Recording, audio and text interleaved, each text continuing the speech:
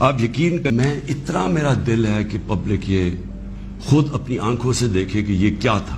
اب میں آپ کو بتاتا ہوں یہ ہوا کیا.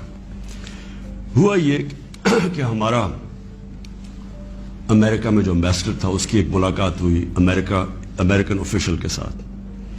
اب امریکن آفیشل جو تھا اس کی بس صرف میں تھوڑی سی بات آپ کو بتاتا ہوں کہ اس نے کہا کیا. اس نے پہلے کہا کہ جی عمران خان کو روس نہیں جانا چاہیے تھا. پھر وہ جو کہتا, اور میں یہ چاہتا ہوں آپ قوم ذرا غور سے میری بات سنیں کہ اس نے کہا کیا. کہتا کہ اگر عمران خان اس میں سے بچ جاتا ہے عدم اعتماد سے تو پاکستان کو بڑا مشکل یعنی کانسیکوینسز فیس کرنے پڑیں گے. تکبر دیکھیں کہ اگر عمران خان یعنی سٹنگ پرائم منسٹر اگر وہ نہیں ہٹتا اس میں سے تو پاکستان کو نقصان ہوگا. اور پھر کہتا لیکن اگر وہ ہار جاتا ہے تو پاکستان کو معاف کر دیا جائے گا. یعنی یہ بھی نہیں اس نے کہا کہ اگر وہ نہیں آتا تو جو بھی دوسرا آئے گا پہلے ہم دیکھیں گے وہ کیا کر رہا ہے پھر ہم اس کو معاف کریں گے. اس نے کہا جو بھی آئے گا معاف کر دے گا. یعنی کہ اس کو پتا تھا کہ کس نے آنا ہے, کس نے اچکن سلوائی ہوئی ہے, کون تیاری میں بیٹھا ہوا ہے, اسے سب پتا تھا. کہ دیکھیں ہم 22 کروڑ لوگ ہیں. 22 کروڑ لوگوں کے لیے کتنی توہین ہے کہ ایک حکم دے رہا ہے 22 کروڑ لوگوں کے الیکٹڈ سربراہ کو. وہ پتہ نہیں وہ کس کو حکم دے رہا ہے, کیونکہ میں تو چیف ایگزیکٹو ہوں, مجھے نہیں دے رہا.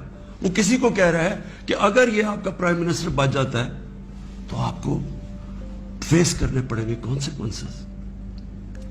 اور پھر کہتا ہے کہ اگر یہ ہٹ گیا تو معاف کر دیں گے ہم آپ کو. میں صرف آپ کو یہ کہنا چاہتا ہوں کہ میرے پاکستانیوں, اگر ہم نے اس طرح ہی زندگی گزارنی ہے تو ہم اپنے آپ سے سوال پوچھیں کہ ہم آزاد ہوئے کیوں تھے. ہم کیوں 23 مارچ کو سیلیبریٹ کرتے ہیں, ہم کیوں جناب 14 اگست کو بڑا جشن بناتے ہیں. اگر ہم نے اسی طرح رہنا ہے کہ باہر سے حکم آ رہا ہے کہ جی آپ نے اگر اس کو نہ ہٹایا. اپنی قوم سے یہ کہنا چاہتا ہوں کہ دیکھیں یہ ضروری ہے ہم سب کے لیے فیصلہ کرنا کہ ہم کیا چاہتے ہیں. ہم ایک آزاد قوم بننا چاہتے ہیں, خوددار قوم بن کے رہنا چاہتے ہیں, یا اس طرح کے غلام چاہتے ہیں. اور کس طرح کے غلام. کیوں ان کو پتا تھا کہ جناب شیروانی سلائی ہوئی ہے شہباز شریف نے. اس نے باقاعدہ میسیجنگ کی. اس نے کہا جناب بیگرز آر ناٹ چوزرز.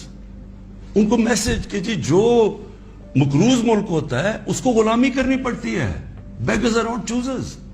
وہ دوسرا ان کا منسٹر بھیجتا ہے جی ہم تو لائف سپورٹ مشین پہ ہیں تو وہ تو جب امریکہ چاہے بند کرتے, یعنی ہم تو ہیں غلام.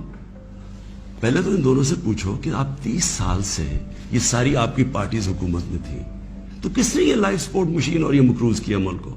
یہ کیا 3.5 سال میں ہوا ہے؟ 30 سال سے تو آپ پاور میں بیٹھے ہوئے ہیں. اور آج آپ کہہ رہے ہیں کہ جی کیونکہ جی ہمیں پر قرضے چڑھے ہوئے ہیں تو ہمیں تو غلامی کرنی پڑے گی. تو وہ کیوں یہ کہہ رہے ہیں کہ جی اس کو نکالنا ہے. کیا میں نے ان کے غلطی کی ہے, کیا جرم کیا ہے؟ اور میں آپ کو بتاتا ہوں جرم کیا ہے. سب سے بڑا جرم یہ ہے کہ انہوں نے ساری پروفائل جب میری دیکھی, اور ان کو پتا ہے پہلے سے کہ اس نے ڈرون اٹیکس کی مخالفت کی, اس نے عراق وار کی مخالفت کی, اس نے افغانستان مسلسل کہتا رہا کہ یہ ملٹری سلوشن نہیں ہے افغانستان میں, یا یہاں مذاکرات سے بات ختم ہوگی.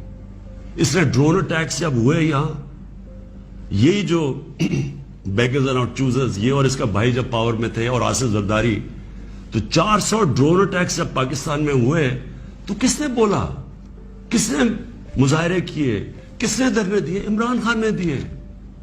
تو ان کو سب پتا تھا. ان کو یہ پتا ہے کہ عمران خان نہ اس کی کوئی چوری کے پیسے باہر پڑے ہیں, نہ اس کی کوئی جائیداد باہر پڑی ہے, نہ اس کے کوئی باہر بینک اکاؤنٹس ہیں, یعنی کہ وہ کنٹرول نہیں ہو سکتا. تو لہٰذا یہ اس کا قصور ہے کہ کیونکہ وہ ہمارا پتلا نہیں بن سکتا اس لیے اس کو ہٹانا بڑا ضروری ہے. اور یہ سارا کچھ جو ڈرامہ ہو رہا ہے یہ صرف ایک آدمی کو ہٹانے کے لیے ہو رہا ہے. تو 400 ڈرون اٹیکس میں نے بتایا, یہ کبھی ان کے منہ سے سنا تھا کہ یہ ہر ہیومینیٹیرین لاز, ہر ہیومن رائٹس کی وائلیشن ہے کہ آپ اپنے ہی آپ ان کی مدد کر رہے ہیں, آپ قربانیاں دے رہے ہیں, اور وہ آپ ہی بمباری کر رہے ہیں. اور بمباری کس طرح لوگوں کو مار رہے ہیں؟ ایک آدمی 4000 میل سے فیصلہ کرتا ہے کہ جناب یہ دہشت گرد, اور اوپر سے بٹن دباتا ہے اور وہ نیچے مر جاتے ہیں. تو عمران خان کا بھی یہی پرابلم ہے. میں یہ کہتا ہوں کہ کسی سے ہماری لڑائی نہیں ہے, نہ میں کسی کا اینٹی ہوں, نہ کسی ملک کا اینٹی ہوں. میں صرف یہ کہتا ہوں کہ جو میرے لوگوں کے فائدے کے لیے پہلی چیز وہ ہے, میرے 22 کروڑ لوگوں کے لیے, اس کے بعد میں دنیا کی باقی چیزیں ماننے کے لیے تیار ہوں. لیکن میں اپنے لوگوں کو قربان نہیں کر سکتا کسی اور قوم کے خاطر جو ہم نے وار آن ٹیرر میں کیا ہے. میں آپ کو بتاتا ہوں, ہمارے یہاں جو صاحب اقتدار ہیں وہ ڈالرز کے لیے میں آپ کو کہہ رہا ہوں ہمیں جنگوں کے اندر پھنسا دیتے ہیں. ہم جب سوویت یونین کے خلاف جو ہم فرنٹ لائن سٹیٹ بن گئے تھے, اگر ہم ڈالر امریکہ سے ایڈ لیے بغیر کرتے تو وہ بہت اچھی چیز تھی. ہم پھر اپنے بھائیوں کے لیے, افغانستانوں کی آزادی کے لیے مدد کر رہے تھے. لیکن جب ہم کہہ رہے ہیں کہ جی یہ پینٹس ہے, ہمیں اتنے پیسے چاہیے, پیسے لے کے جب آپ کسی کے ساتھ شرکت کرتے ہیں وہ آپ کی عزت نہیں کرتے. جیسی وہ ہم افغانستان کا وہ روسی جب وہاں سے گئے 2 سال کے بعد پاکستان کے اوپر سینکشنز لگ گئی.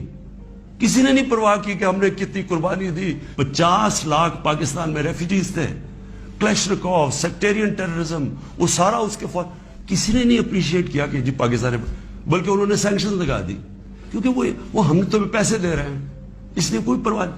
وہ پھر 9/11 آیا, پھر ہم ان کے ساتھ چلے گئے, اور پھر ہم نے کہا جی ہم بڑی کوئی جنگ لڑ رہے ہیں. پہلے ہم فورن آکوپیشن کے خلاف جنگ لڑ رہے تھے, اب ہم کہہ رہے ہیں کہ جو فورن آکوپیشن ہے اس کے خلاف جو لڑتا ہے وہ دہشت گرد ہے. اب ہماری 22 کروڑ لوگ ہیں, ہمیں سب سے زیادہ کوشش کرنی ہے کہ کیسے ہم نے اپنے لوگوں کو غربت سے نکالنا ہے.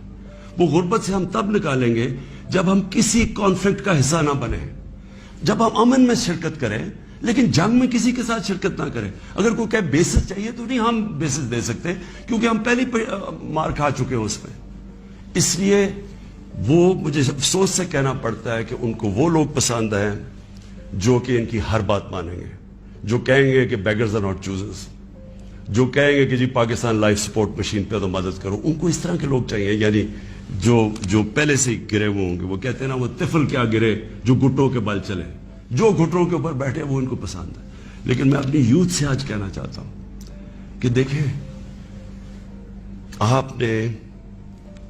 آپ کا مستقبل آپ کے ہاتھ میں ہے, ملک کی ساورنٹی آپ کے ہاتھ میں ہے. اپنی جمہوریت کو, اس کی حفاظت کون کرتا ہے؟ کوئی فوج نہیں کر سکتی جمہوریت کی حفاظت, کوئی باہر سے فورن پاور نہیں کر سکتی. قوم اپنی جمہوریت کی حفاظت کرتی ہے, قوم اپنی ساورنٹی کی حفاظت کرتی ہے. یہ جو ہماری ساورنٹی کے اوپر اٹیک ہوا ہے, میں آج آپ کو کہہ رہا ہوں, آج آپ اس کے اوپر سٹینڈ نہیں لیں گے, آگے سے یہ ہوا کرے گا کہ جو بھی آئے گا نا پاور میں, جو بھی آئے گا وہ پھر سب سے پہلے دیکھے گا کہ جہاں کوئی سپر پاور تو ناراض نہیں ہو رہی, اور وہ پھر وہی کرے گا جو وہ چاہیں گے, کیونکہ اس کو ڈر ہوگا کہ انہوں نے 5, 10, 15 ارب روپیہ خرچ کرنا اور میری کرسی الٹا دینی ہے. جس طرح یہ ہے کہ بیگرز آر ناٹ چوزرز, اسی طرح کے لوگ آئیں گے. ہم امریکہ کو بار بار ان کو سمجھائیں کہ ہم کوئی میں عمران خان اینٹی امریکن نہیں ہے, لیکن ہم نے بڑی بری حالات دیکھے ہوئے ہیں. ہم نے آپ کی ہم کوئی ٹشو پیپر کی طرح استعمال ہونے والی قوم نہیں ہے کہ آپ استعمال کریں اور پھر پھینک دیں. ہم آپ کے ساتھ جو ایک ورڈ ہوتا ہے میوچلی بینیفٹ, آپ کو بھی جس کا فائدہ ہو ہمیں بھی فائدہ ہو. ون سائیڈڈ ریلیشن شپ کسی سے نہیں چاہیے. کہ دیکھیں, میں تو یہ امپورٹڈ گورنمنٹ کو بالکل تسلیم نہیں کروں گا. میں نکلوں گا اپنی قوم کے اندر. میں تو ہمیشہ میری تو کوئی باپ پالیٹکس میں نہیں تھا, میرا کوئی رشتہ دار یا کوئی میں پولیٹیکل فیملی سے تھا نہیں. میں نے تو شروع کی عوام کے اندر نکل کے, 14 سال مذاق اڑتا رہا. تھوڑے سے لوگ تھے میرے ساتھ, اور کرتے کرتے اللہ کا کرم ہے کہ ایک دن اللہ نے عوام کے دل میری طرف موڑ دیے. اس لیے وہ ہندوستان میں جو بیچارے مسلمانوں کے اوپر آج کل اتنے برے حالات ہیں, وہ انہوں نے بھی ووٹ دی تھی پاکستان کے لیے. انہوں نے اس لیے نہیں دی تھی کہ ہم آ کے ایک امپورٹڈ گورنمنٹ کے نیچے ہم بیٹھ جائیں اور ہم جی حضوری کریں اور ہم کہیں جی ہم تو بیگرز آر ناٹ چوزرز. اس لیے نہیں پاکستان بنا تھا.